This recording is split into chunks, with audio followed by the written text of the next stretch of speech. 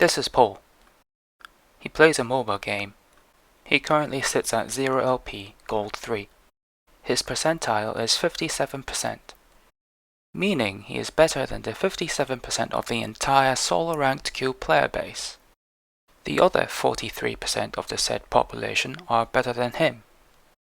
Paul plays ranked every day, always in a perfectly consistent style, because he is cold-blooded, keeps a cool mind, and is willing to learn the game as a long-term goal. Paul enters a ranked game of 5v5, 4 strangers on his team and another set of 5 strangers on the enemy team. Believing the matchmaking system is perfect, if not near perfect, he wonders what the chances of him winning this particular game is.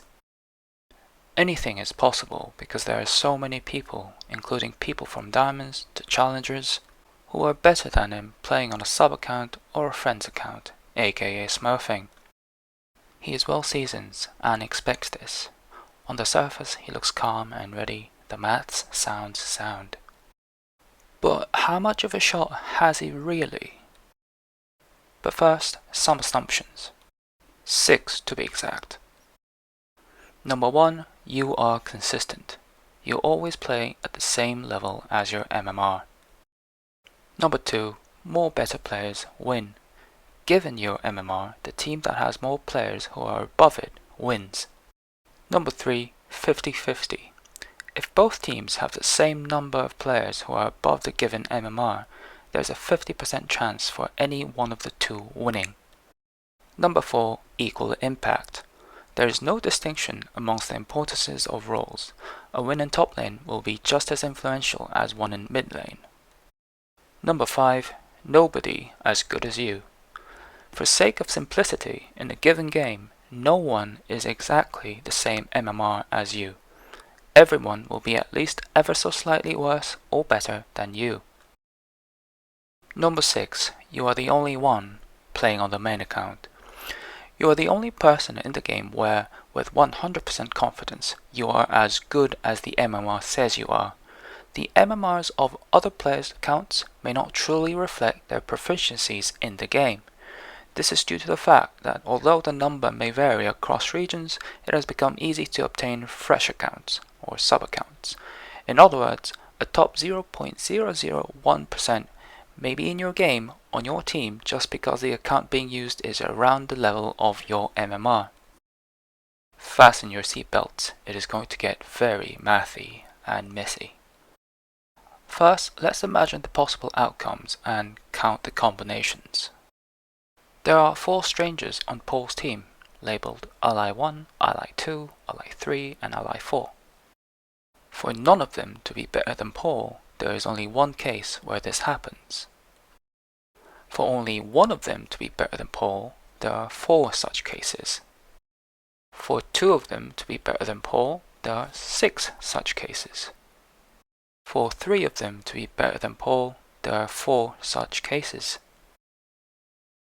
For all 4 of them to be better than Paul, there is only one such case.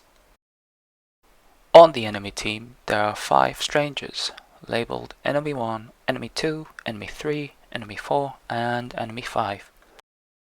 For none of them to be better than Paul, there is only one case where this happens. For only one of them to be better than Paul, there are 5 such cases. For 2 of them to be better than Paul, there are 10 such cases. For 3 of them to be better than Paul, there are 10 such cases. For 4 of them to be better than Paul, there are 5 such cases. For all 5 of them to be better than Paul, there is only one case where this happens.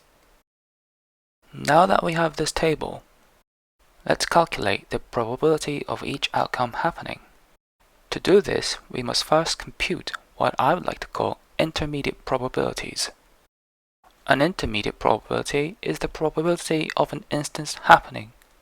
Our final probabilities will be the intermediate probabilities times the respective number of cases. It is going to look even mathier and messier, but if we do it slowly, we can get through it. For Paul's team, to calculate the probability of an instance, for example when none of them are better than Paul, remember this? This can be interpreted as choose nothing from above and choose 4 from below. Therefore, choose nothing from blue and choose 4 from pink. In similar fashion, when one of them is better than Paul, when 2 of them are better than Paul, when 3 of them are better than Paul, when all 4 of them are better than Paul. For the enemy team, to calculate the probability of an instance when none of them are better than Paul, again in similar fashion, when one of them is better than Paul, when 2 of them are better than Paul, 3 of them are better than Paul, 4 of them better than Paul, and finally all 5 of them better than Paul. Now that we have this table and this table, we can multiply the intermediate probabilities with the number of cases to obtain our final answers. For Team Paul, for the enemy team, we are almost there. Now we need to combine and interpret the results.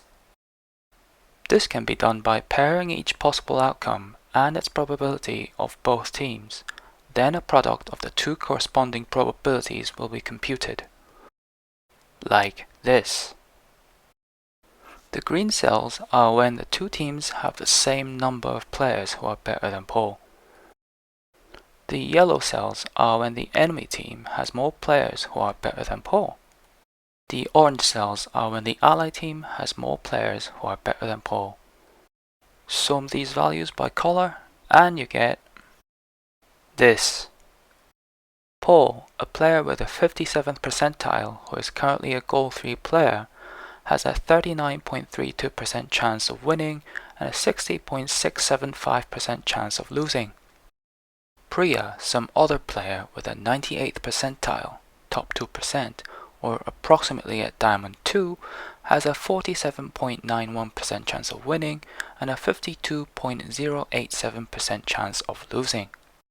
Below is the resulting table for a player with a 99.9999th percentile, such as Faker.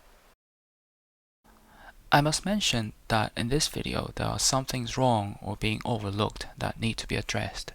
That will be my next video. Happy grinding, more videos coming soon.